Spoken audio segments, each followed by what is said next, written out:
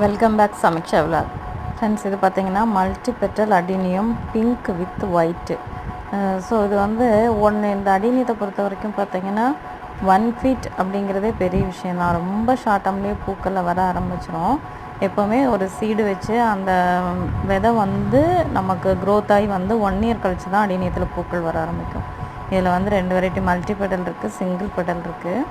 So அந்த இதழ்கள் வந்து சிங்கிளாக வரும், அதுபோல் மல்டி பெட்டல் வரும். இது பாருங்கள், அரளி பூ மாதிரியே இருக்கா, பட் அரளி கிடையாது, அடீனியம் கலர்ஸ். பூத்ததுன்னா 15 நாள் செம்ம க்ளோவிங் அப்படியே நிற்கும், கீழே கொழிஞ்சே போகாது. அதனோட கேடக்ஸ் பாருங்களேன், கீழே இருக்கிற பார்ட்டு நம்ம கேடக்ஸ்ன்னு சொல்லுவோம்.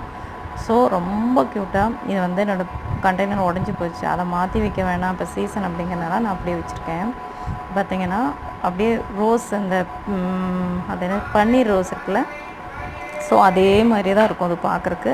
மோர் தென் அரளிப்பூ அந்த ஷேப்லேயும் இருப்பாங்க. அரளிப்பூ மல்டி பெட்டல் இருந்தால் எப்படி இருக்கும், அது மாதிரிக்கான அடீனியம். இது பாருங்க, ஃப்ரெஷ் ஃப்ளவர் என்ன கலரில் இருக்குன்னு.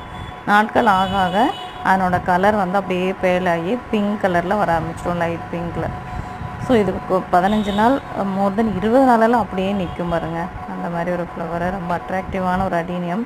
கார்டனிங்கை விரும்பக்கூடியவங்க ஸோ இந்த ஃப்ளவர், இந்த பிளான்ட்டை வந்துட்டு இல்லாமல் வாங்காமல் இருக்கவே மாட்டாங்க. எல்லா வீட்லேயும் இது காமன் கலர், காமனாக கிடைக்கக்கூடியது, எல்லா இடத்துலையும் கிடைக்கும். வேறு என்னோடய விலாக்லேயே பார்த்தீங்கன்னா நிறைய மல்டி கலர்ஸ் போட்டிருப்பேன்.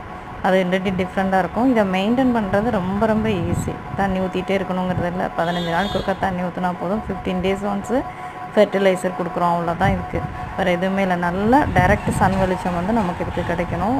வெயில் இல்லைன்னா இது பூக்கள் வரவே போகாது, இலையாக தான் இருக்கும். ஓகே, இது டைரெக்டாக மொட்டை மாடியில் வைக்கலாம். அவுட்டோர் பிளான்ட் இது. ஸோ மணலில் தான் இது வந்து க்ரோத் ஆகும். நான் திருப்பி ஒவ்வொரு வீடியோலையும் சொல்லுவேன், இதை மெயின்டைன் பண்ணுறது வெரி ஈஸி. பெரிய இந்த கண்டெய்னர்லாம் நிறைய ஹோல் இருக்கிறது மாதிரி நம்ம கண்டெய்னர் வச்சுக்கணும். மணல் தான் இதுக்கு யூஸ்ஃபுல்லாக இருக்கும். மணல் மட்டும்தான் போட்டாலே போதும். தண்ணி ஊற்றுனோன்னே வித்தின் செகண்டில் அந்த கண்டெய்னரில் நிற்கக்கூடாது. ஸ்டோரேஜ் தண்ணி ஆகாமல் அப்படியே வார்ந்து கீழே வர்ற மாதிரி நம்ம வச்சுட்டா போதும். வேறு எந்த மெயின்டெனும் கிடையாது. ரொம்ப அழகாக பூத்துகிட்டே இருக்கும். சீசன் வெயில் காலத்துலலாம் பார்த்தீங்கன்னா, இவங்க வெயில் காலத்தில் தான் ரொம்ப ஹாப்பியாக பூத்துட்ருப்பாங்க. அந்த மாதிரி ஒரு அடீனியம் பிளான்ட் தான் இது. இது பாருங்கள்.